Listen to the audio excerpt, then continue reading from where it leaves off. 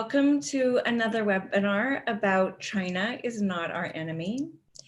And today I am thrilled to be joined with the Qiao Collective.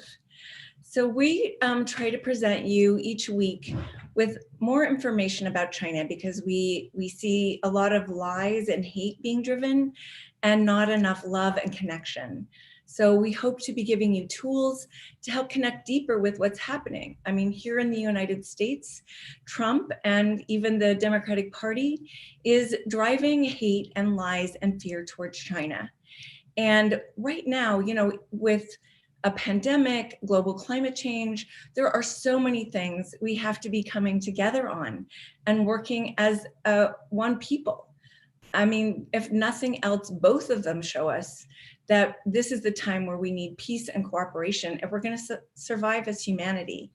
And it was beautiful yesterday to hear President Xi's speech to the UN, which was a beautiful call to save life for humanity on Earth. So I hope you all get a chance to watch that. And it was pretty sad to watch Bush and Trump in contradiction to that. But it really does give you a clear demarcation of what it looks like to be reaching hands across and finding ways to cooperate instead of ways for hate and lies. So today we're going to go into this with the Qiao Collective, who are a collective of diaspora Chinese who are challenging this US aggression on China. And they hope to really give tools to the US anti-war movement and all those who care about humanity, ways to analyze and better combat and connect with and I would say demilitarize and de-hate and you know, neutralize the growing hates and lies and find ways to be open-hearted and building bridges. So with me today are Sean and Ray, and I'm gonna just ask questions and leave it to you for who's gonna answer each one. But first, I think for our audience, we would like an overview of what the Qiao Collective is and what your work is about. Absolutely. Yeah, I can start taking that on, I guess. Thank you so much for the wonderful introduction, Jodie. As you mentioned, the Qiao Collective, you know, are sort of a network, a collective, right, of diasporic Chinese. Mostly based in the United States, though, you know, some in China and some elsewhere in the Western imperial core, who, you know, see our position as being a unique one, in that, you know, most of our home countries, right, the United States in particular, are in a headlong drive towards, you know, war of some sort, right? Already, you know, what Vijay Prashad and others are calling a hybrid war against China, and really sort of, you know, doing a full court press in terms of propaganda, in terms of you know, all of these sorts of tools of ideological hegemony in order to manufacture consent for that, including within our own diasporic Chinese communities, to say nothing of you know, the broader you know, American or Western population. And this is, of course, like a very dangerous trend that we've seen accelerate hugely through the past couple of years under the Trump administration, and particularly this year with the COVID-19 pandemic. And we essentially, you know, see our role as being one of, you know, foregrounding a perspective that is very markedly different from the usual model minority myth, which, in addition to you know, being designed in order to, you know, buttress white supremacy by splitting off you know, people of Chinese or of Asian descent from other people of color, also entails our absorption into the U.S. imperial project. And so we you know, reject that wholesale, and in terms of our work, It is mostly this, in the form of this kind of countering the propaganda that surrounds us about China,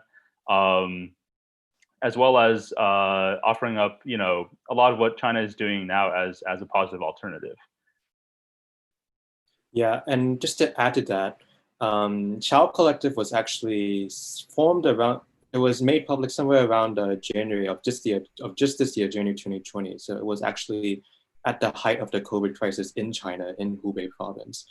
And the trade war had been going on for about 2 years at that point, but we definitely saw a need to intervene because the media was saturated with just a blatant dehumanization of Chinese people at the time.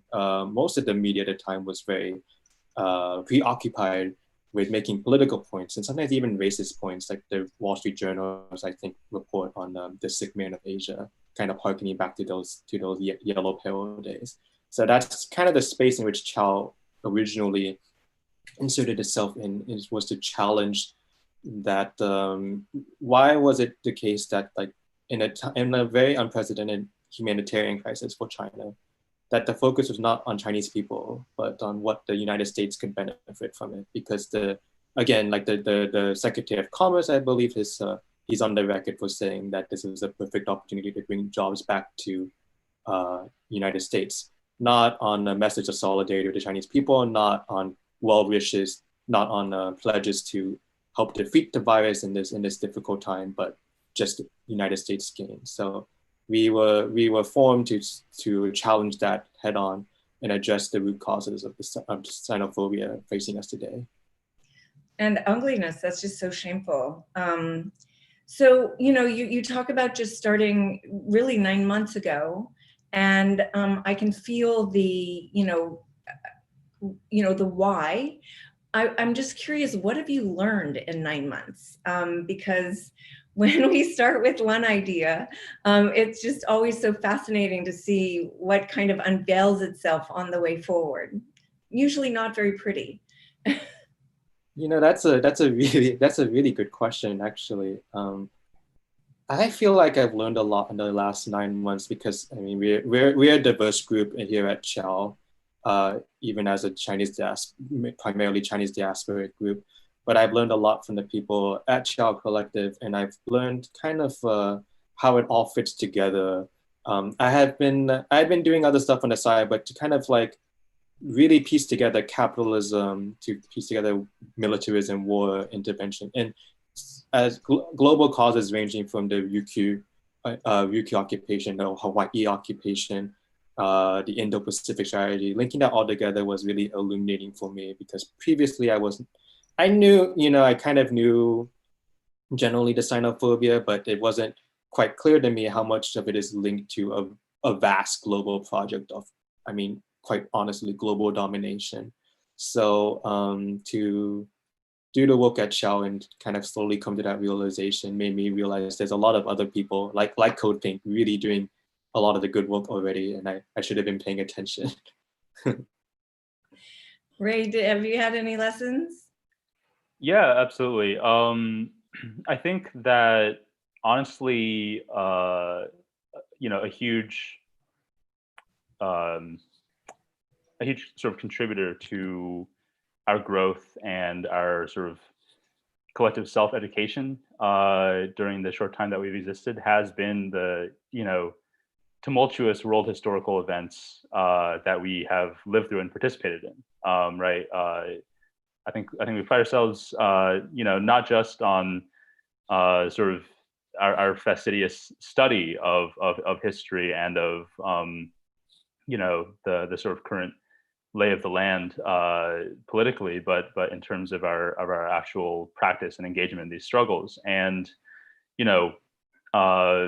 with all that said, I think that particularly domestically, the sort of uprising, unprecedented scale that we have seen against police violence, against really the white supremacist foundations of the United States.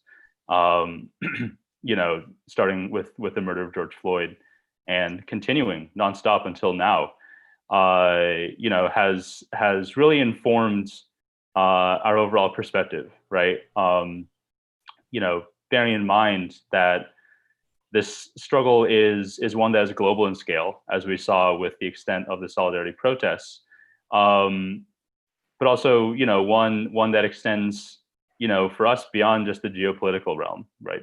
Beyond just, this sort of rarefied sphere of relations between great powers, right? Which is how we're often conditioned to think of it, but in fact, like a struggle at a worldwide scale against white supremacy, against colonialism and neocolonialism and their lingering after effects, right? And yeah, that truly, in order to challenge the basis of U.S. imperial power, we have to investigate, like its deep historical roots, right, down to the very founding of the country, or really the settlement of this land by Europeans, centuries before the United States was ever a thing, and to sort of trace all of these through lines, down to how the U.S. projects military and other forms of coercion abroad today, right? Sean has already mentioned how in particular the efforts by the U.S. to militarily encircle China have entailed just grotesque acts of historical and continuing colonization in the Pacific region, right? And this is just one of many connections that we're making because of this renewed focus on really the fundamentally racist nature of the U.S. state and of continuing U.S. hegemony that this uprising has brought to light.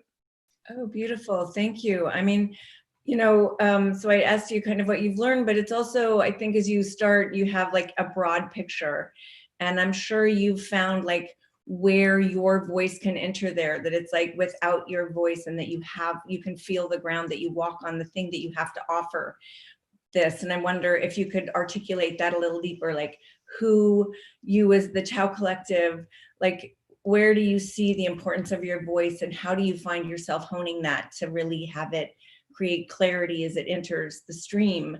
And it's important to raise up that, as an interactivist, it's like always helpful when someone else is helping to articulate one of the pieces so that you can come in behind and further articulate it. And I think you said that. It's like Black Lives Matter and the uprisings around George Floyd, because they've continued, it has allowed more articulation, more understanding, more deep refining. And here you come with more refining. And I wonder, like, how do you see that? How are you working to craft and articulate that? I guess I'll start off on that. I think if I understood it correctly, there was kind of like two questions hidden in there. There was how do we see ourselves kind of in this discourse, in this evolving discourse? And how, what was the other one? How are we crafting that based on our self-conceptualization?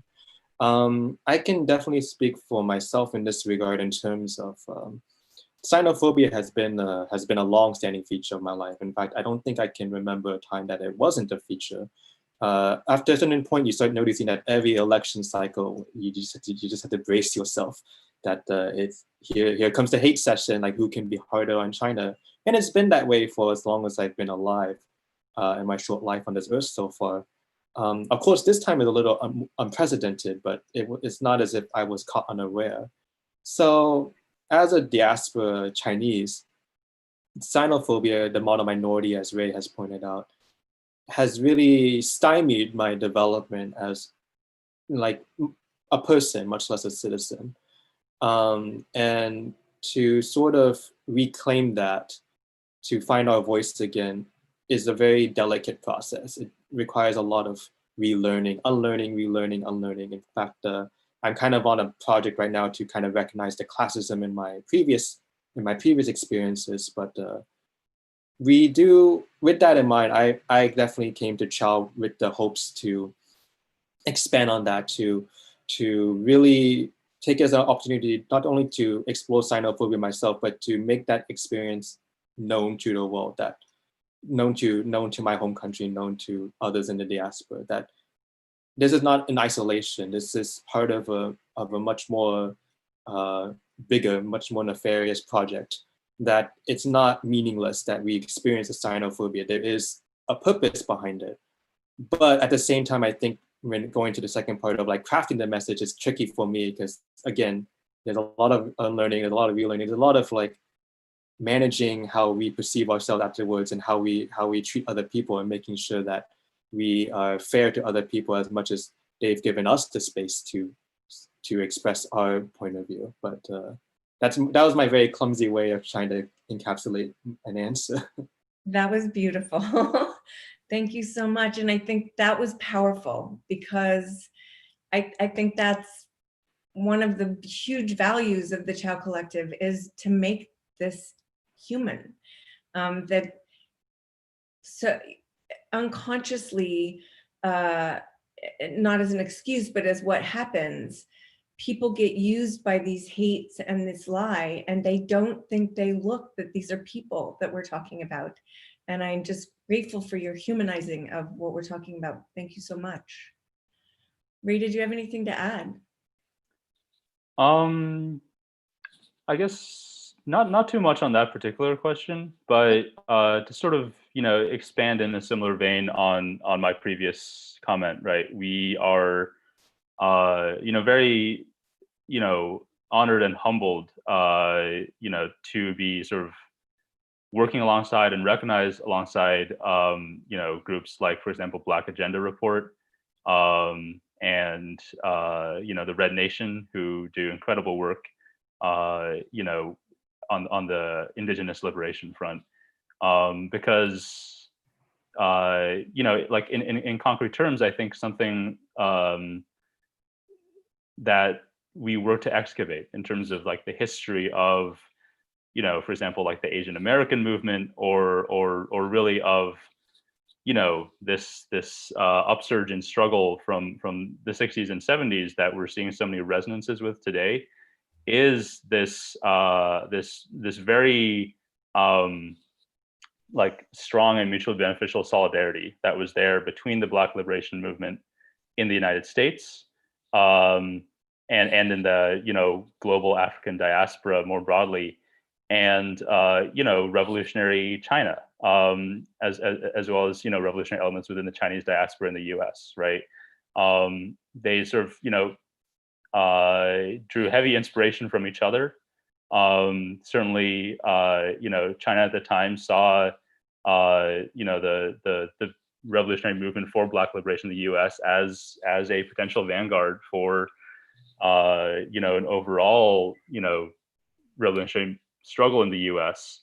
That could overturn the very foundation of U.S. imperialism, right? That could really help to lift the boot of the United States off of the entire world's neck, and that's something that we should be returning to today, right? Obviously, we live in a very different context now that the Cold War is over, right? Now that some of the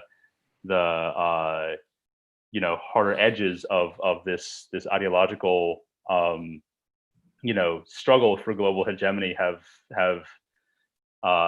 been somewhat sanded down a little bit, but the principle is still there, right? That a true sort of internationalism, which we really embrace, means building these connections to struggles in the global South, to struggles of oppressed nations and peoples within the U.S., and linking all of that to the struggle by countries like China, like Iran, like Venezuela, like Cuba, right? Against U.S. hegemony at the sort of state-to-state level. Thank you for drawing those connections. And so,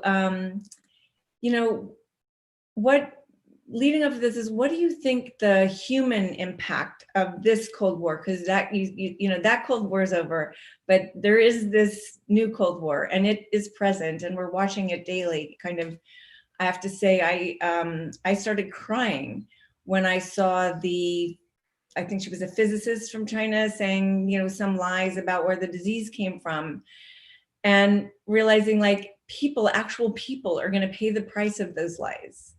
not in ways that anyone will see, but in like silent corners and back alleys and in elementary schools because of what people hear, kids' parents hear at home.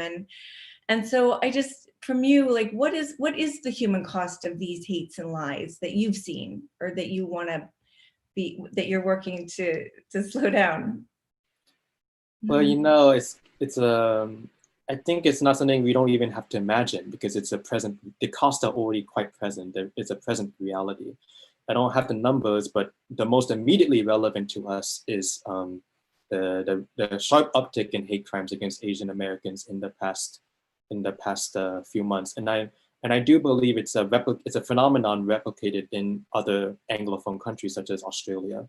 So for us, that's the most relevant cost that's already quite up in our face, and we wanted to deal with it. But in terms of like the new Cold War, in terms of the cost, I think they're already quite apparent because for many countries, that's the cost has been the reality for years. So the worst humanitarian crisis right now is undoubtedly, say, like Yemen and other countries like Yemen who have faced several years of starvation in part because of US sanctions, in Yemen's case because of sanctions on Lebanon, which was an important financial conduit for Yemen, but that got cut off because of US sanctions. And then Iran too. Countries like Iran, Venezuela, Cuba, when they were fighting COVID, their efforts were stymied by US sanctions. So literally and figuratively being starved is by the United States, it's a reality of many countries around the world today. And if they try to fight back like Bolivia, then the head of state will get overthrown. And now the Bolivian people, as well as the Colombian people and Chilean people, are fighting for their freedom now because of US-backed regimes. So China, because of its own peculiar historical development, has been able to ward off a lot of the effects so far. But you just have to look at these costs elsewhere and realize that the goals of US sanctions is quite uniform in effect, if not in intent. So this is what is being risked, that the world's most populated country will face material and quite possibly severe consequences as a result of unilateral American aggression.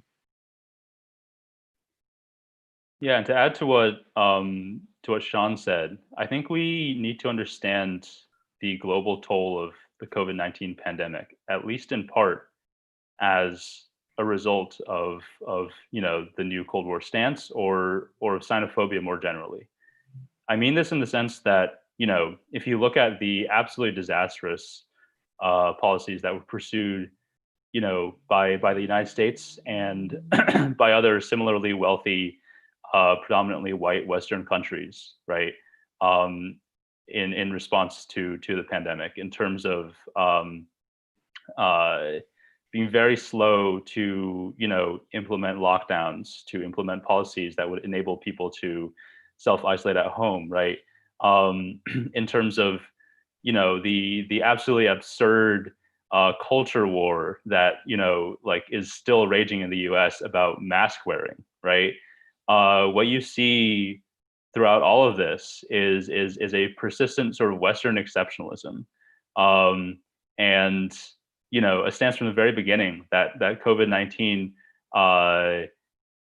was somehow due to unique pathologies of China, right? Whether it's people or its state form, and because of this attitude of sort of exoticizing it and sort of orientalizing both the disease and its response, the West left itself completely unprepared for the pandemic when it hit.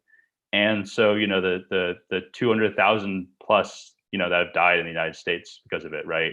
The hundreds of thousands more across the world, I think they need to be seen, in part at least, as victims of that very sort of Orientalist inability to as Sean said, initially display like empathy and solidarity with the Chinese people when the disease was primarily affecting them, and to be able to learn from that experience, right? Because if every country had the capacity and the will to pursue the kind of response that China did, this pandemic would have been over months ago. Wow, empathy and learning. Thank you. Key takeaways from today. You're just a blessed new addition to this anti-war movement and anti-imperialist movement that CODEPINK is part of, and I wish you could just speak to like our listeners and say, why our work, how our work can help you, like why, where we can show up and how, what that can look like. Yeah, absolutely. I can, I guess, start off on this one, I feel like. I think that the word that the sort of work that CODEPINK and the broader anti-war movement, are doing is extremely vital in terms of, building, a base and at least sort of a popular consciousness around, like peace and around opposition to U.S. militarism on principle that are wider in many ways than the U.S. left per se, right? I'm thinking of of course, the sort of anti-Iraq war mobilizations, which I believe gave birth to CODEPINK, right? As well as your leading role, for example, in the defense of the Venezuelan embassy last year. Like these sorts of highly visible actions that get at the heart of not just like overt U.S. militarism, but sort of all the different prongs of the U.S. hybrid war efforts, right? And I think the reason why I'm very excited about this collaboration between Qiao and CODEPINK and the broader anti-war movement is because I think China has not been necessarily a part of the discussions around resisting U.S. imperialism as much as it probably should, because it hasn't necessarily been as legible or as visible a target of overt U.S. regime change efforts as, for example, Iran or Venezuela or Cuba or the DPRK have been. And this is for a combination of reasons. I think one is just the extent to which U.S. media and popular understanding are completely suffused with anti-China propaganda, right? But the effect of that is that in addition to objectively being different because it is a much larger country, right? It's a lot easier, I think, to convince people that China actually poses a threat, that it is an aggressor on the world stage. And this is compounded with, just nonstop sort of misinformation about China's domestic policies, which contributes to the sense that yes, as somehow like an aggressive power on the world stage, it wants to sort of export its model of somehow like authoritarian governance to the rest of the world, right? And so in that sense, the sort of very overt U.S. moves toward military encirclement of China, towards economic sabotage, right? They're all geared towards forcing China into a subordinate position in the world capitalist economy, get turned around completely, and made out to be somehow defensive measures. And in that regard, I think it becomes hard for many people to understand that what China is doing is a product not just of national self-defense against a very clear threat of war, particularly as we've seen escalate in the last couple of years under the Trump administration, but actually to build up the collective capacities of the global South in general, right, and of all these other countries in order to resist U.S. imperialism, and therefore that for the U.S. anti-war movement to sort of vacate the discussion about China, right, and not to recognize the centrality of Chinese resistance to U.S. war efforts, diplomatically, materially, and otherwise, right, both against itself and other countries as a crucial component of that, would be to weaken tremendously, I think, the basis for a sort of united global front against U.S. imperialism. I also am really excited to be here today with CODEPINK, and I guess I would add to Ray's comments with two main points. The first point is that you know, like to kind of figuratively speaking, bring it back home.